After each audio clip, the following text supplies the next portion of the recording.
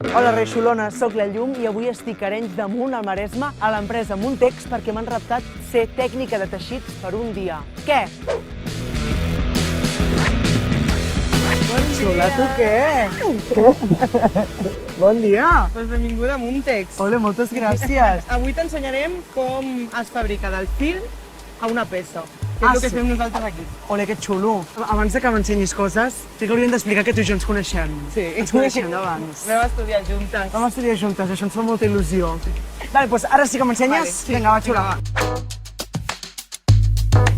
T'explicaré el procediment per exemple, fer aquesta peça de vestir. Sí o què? Sí. Vinga, Mira. va, doncs dispara. Hi ha dos tipus de teixits, vale? Els sintètics i, per exemple, aquest és cotó. Això ho enrosques i es faria com fil.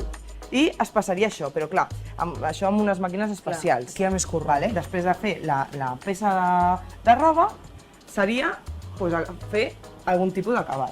Per exemple, aquest és de sudadera, estampat, per algun vestit o alguna cosa així guai. Sí, et quedaria bé. No me'n podeu fer un d'aquests per mi avui? No. Porfa.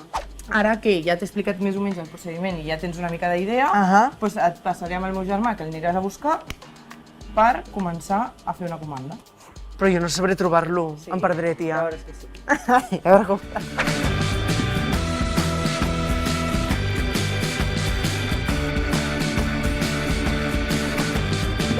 Una pregunta, tu ets el Sergi? No. No? Cap allà. Ah, vale, merci. Hola, Llum, t'estava esperant. Bon dia. Bon dia. Què lo que? Estem aquí preparant una comanda, val? Ara t'explicarem una miqueta com ho fem. Però abans de començar et donaré els EPIs, que tens que ficar i doncs comencem a ensenyar a tu dos.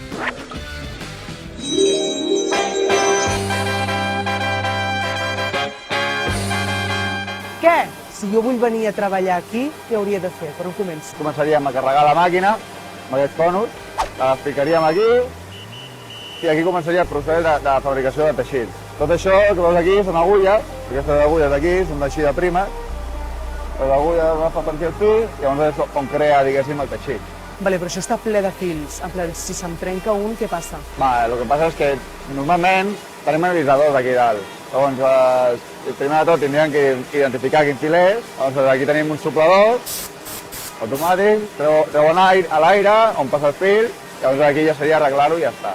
Aquest és el botó per encendre i apagar la llum.